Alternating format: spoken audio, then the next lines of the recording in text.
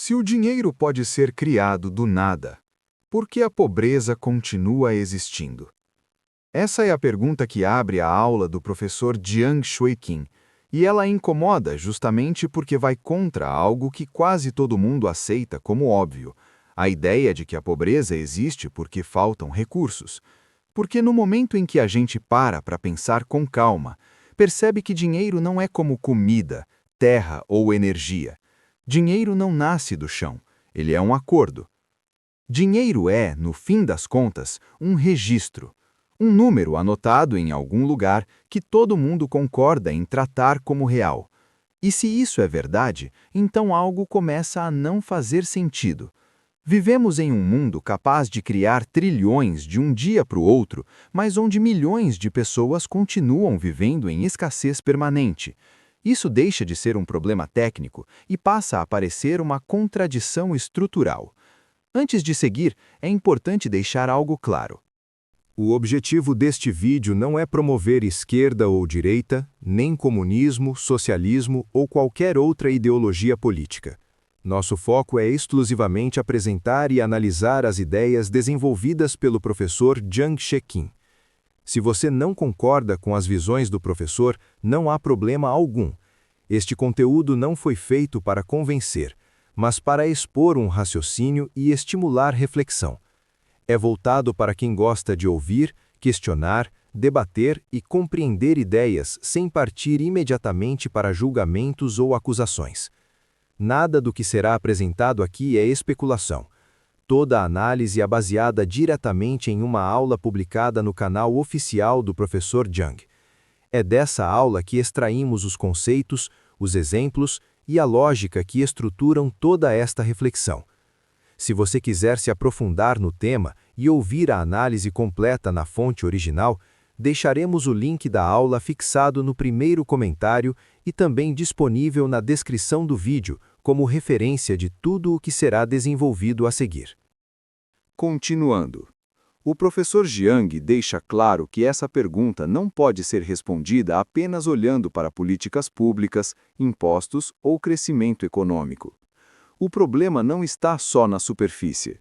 Para entender essa contradição, é preciso voltar atrás e olhar para a origem do dinheiro, não a versão simplificada dos livros, mas a lógica real que moldou a relação entre dinheiro, poder e trabalho ao longo da história. Porque se o dinheiro pode ser criado sempre que o sistema decide que é necessário, então a pergunta muda completamente. Já não é mais por que falta dinheiro. A pergunta passa a ser outra. Quem decide quando ele deve faltar? E por qual motivo? Essa investigação não começa nos governos modernos, nem nos bancos centrais. Ela começa antes, quando o dinheiro ainda não era um instrumento do Estado, mas uma ferramenta criada por um grupo específico para resolver um problema muito específico. E é justamente nesse ponto esquecido da história que a lógica da pobreza começa a aparecer. Não como erro, mas como parte do funcionamento do sistema. Antes dos governos. Como o dinheiro realmente surgiu. Para explicar essa contradição, o professor Jiang propõe voltar a um tempo em que o dinheiro ainda não fazia parte do Estado. Um período em que ele não estava ligado a governos, impostos ou políticas públicas. Na origem, o dinheiro não nasceu como um instrumento de autoridade. Ele surgiu como uma solução prática criada por mercadores. No começo, quem lidava com dinheiro não eram reis nem burocratas, mas comerciantes que cruzavam regiões, culturas e fronteiras. Eles viviam em um mundo fragmentado, onde os mesmos bens tinham valores diferentes dependendo do lugar, e onde a confiança era limitada.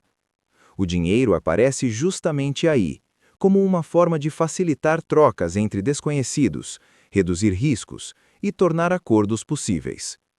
Com o tempo, alguns desses mercadores acumulam grandes fortunas. Para proteger e movimentar essa riqueza, surgem os primeiros bancos, não como instituições públicas, mas como extensões do próprio comércio. Esses bancos guardavam ouro, financiavam expedições, sustentavam rotas comerciais e emprestavam capital a outros mercadores. O ouro funcionava como referência de valor porque não dependia de nenhum governo específico. Nesse momento da história, o dinheiro ainda não organizava a vida da maioria das pessoas. A maior parte da humanidade vivia em aldeias, produzindo quase tudo o que consumia. As trocas eram diretas, baseadas em relações pessoais. O dinheiro existia, mas era periférico, aparecia apenas em situações mais formais ou simbólicas. Esse padrão começa a mudar quando o comércio se expande e passa a conectar regiões distantes. O dinheiro deixa de ser apenas um facilitador ocasional e começa a ganhar centralidade. Ainda assim, ele permanece restrito a um grupo pequeno e fechado, os mercadores. Eles se conheciam, confiavam uns nos outros, e o dinheiro era apenas uma ferramenta para agilizar relações que já existiam. Esse contexto é essencial para entender o que vem depois.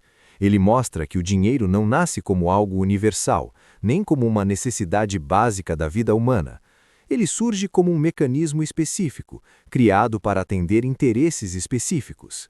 E é a partir dessa transformação gradual, de ferramenta limitada a eixo organizador da sociedade, que o sistema começa a desenvolver uma lógica própria. O que parecia apenas um avanço prático no comércio estava prestes a se tornar algo muito maior, um mecanismo capaz de reorganizar poder, trabalho e dependência em escala global. Quando o dinheiro deixou de ser ouro e virou promessa, é aqui que o professor Jiang aponta a virada mais importante de toda essa história. Quando os mercadores passam a guardar ouro nos bancos, o acordo parecia simples. O banco ficava responsável pela segurança do metal e entregava ao dono um documento, um recibo dizendo: esse ouro é seu e pode ser retirado quando você quiser. Na prática, porém, algo muda. O que começa a circular não é mais o ouro, mas o papel. O recibo passa a valer tanto quanto o metal, porque todos confiam que ele pode ser trocado por ouro a qualquer momento. Isso torna o comércio muito mais fácil. Em vez de carregar barras pesadas e arriscadas, basta carregar um pedaço de papel. Com o tempo, os bancos percebem algo óbvio, mas decisivo. Quase ninguém aparece para retirar o ouro ao mesmo tempo. O metal fica parado, e ouro parado não gera lucro. Outros mercadores começam a pedir empréstimos, e o banco oferece uma solução mais simples. Em vez de entregar o ouro, entrega outro recibo, outro contrato que promete ouro. É nesse momento que o sistema muda de natureza. Se o banco tem 5 milhões em ouro guardados, ele pode emitir contratos que somam muito mais do que isso. No papel, passam a existir 10, 20, 100 milhões. O ouro real não muda. O que muda é a quantidade de promessas circulando. O dinheiro moderno nasce exatamente aí.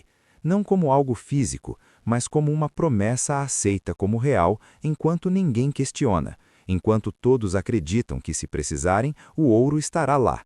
Mas esse modelo tem um problema estrutural. Se muitas pessoas resolverem resgatar o ouro ao mesmo tempo, o banco quebra. Não há ouro suficiente para cumprir todas as promessas. Esse momento de pânico coletivo é o que chamamos de corrida bancária. Para evitar esse colapso, os bancos precisam de algo que eles não têm sozinhos: proteção. E é nesse ponto que o dinheiro começa a se ligar diretamente ao poder político.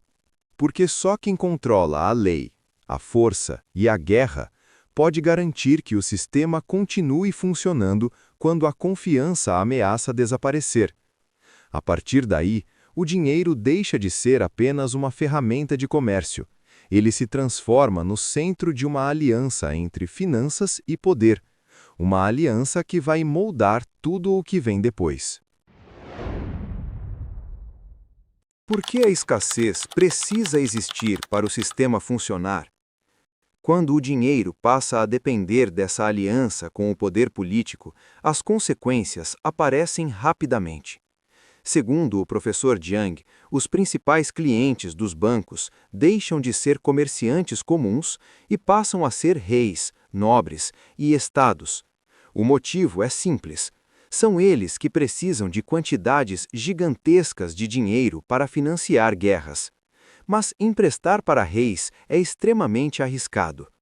Um rei pode morrer no campo de batalha, ou, com muita frequência, pode simplesmente decidir não pagar. Não existe ninguém acima dele para cobrar a dívida. Para os bancos, isso cria um problema sério. Como garantir a sobrevivência do sistema quando seus maiores devedores são, ao mesmo tempo, os mais poderosos? A resposta não foi reduzir o risco, mas espalhá-lo. Os bancos começam a se organizar em alianças, ajudando uns aos outros quando um entra em dificuldade. Muitas vezes, essas alianças eram seladas por casamentos entre famílias bancárias, criando redes fechadas de proteção mútua. Com o tempo, esse arranjo evolui até se consolidar no que hoje chamamos de Banco Central. A partir daí, o sistema muda de escala. O Banco Central passa a ocupar uma posição dominante. Ele não apenas organiza o dinheiro, mas decide quando criá-lo, quando restringi-lo e, principalmente, quem terá acesso a ele. Algo que não tem forma física, números, contratos, registros, passa a controlar toda a estrutura econômica. É nesse ponto que a pergunta inicial volta com força. Se o sistema tem a capacidade de criar dinheiro praticamente sem limites, por que a pobreza continua existindo? A explicação mais comum é a escassez. Disse que o dinheiro é limitado, mas essa ideia entra em contradição direta com tudo o que vimos até aqui. O dinheiro não é limitado porque não é uma coisa física. Ele é apenas um registro, e registros podem ser criados indefinidamente. Segundo o professor Jiang, a crença na escassez não é natural. Ela é ensinada, reforçada desde cedo, porque se as pessoas deixassem de acreditar que o dinheiro é raro, o sistema perderia sua principal força. Se todos tivessem acesso ao dinheiro, a motivação para trabalhar, competir e obedecer desapareceria. A pobreza, então, deixa de parecer um erro. Ela passa a funcionar como uma condição necessária, não para punir, mas para manter viva a sensação de valor. Se não existissem pessoas pobres, não existiria o desejo de ser rico. A escassez dá sentido ao dinheiro. Crises econômicas cumprem exatamente essa função. Quando há dinheiro demais circulando, o sistema entra em colapso para destruir o excesso. Guerras seguem a mesma lógica, eliminando riqueza acumulada e restaurando a sensação de escassez que mantém tudo funcionando. Mas tudo isso aponta para algo ainda mais profundo, algo que não tem a ver com o dinheiro em si, mas com aquilo que o sistema realmente precisa preservar. O dinheiro não é o fim, mas o trabalho humano é. Ao chegar aqui, o professor Jiang muda o foco da análise. Porque, no fundo, o problema nunca foi o dinheiro em si. O dinheiro é só o meio. O que realmente sustenta todo o sistema é outra coisa: o trabalho humano. Dinheiro não cria valor sozinho. Ele apenas organiza quem trabalha, quanto trabalha e em quais condições. Quando o sistema mantém uma parte da população em escassez constante, ele garante que o trabalho continue sendo oferecido, não por escolha, não por propósito, mas por necessidade. É por isso que o dinheiro precisa parecer raro, mesmo quando não é. A escassez não é técnica, é psicológica. Ela mantém as pessoas em movimento contínuo, competindo entre si por algo que, no fundo, é apenas um registro. O sistema não extrai valor do dinheiro que cria, mas do esforço humano que consegue mobilizar. Segundo o professor Jiang, é aqui que a ilusão se fecha. As pessoas passam a acreditar que trabalham para ganhar dinheiro, quando, na verdade, o dinheiro existe para garantir que elas continuem trabalhando. O meio vira o fim. A vida inteira começa a girar em torno de algo que não tem existência material. Quando crises acontecem, quando guerras destroem riqueza, quando economias entram em colapso, o sistema não está quebrando, ele está se ajustando, eliminando excessos, restaurando o medo, reativando a crença de que é preciso lutar por algo que nunca foi realmente escasso. No fim, a pergunta inicial volta ainda mais pesada. Se o dinheiro pode ser criado do nada, então a pobreza não é um acidente da história. Ela é uma engrenagem. Uma condição necessária para que o sistema continue funcionando do jeito que foi desenhado. E talvez a pergunta mais incômoda não seja por que a pobreza existe, mas o que exatamente ela está protegendo e quem ganha com a sua permanência. Se o dinheiro nunca foi realmente escasso, mas o seu trabalho sempre foi, o que exatamente você passou a vida inteira acreditando que precisava conquistar?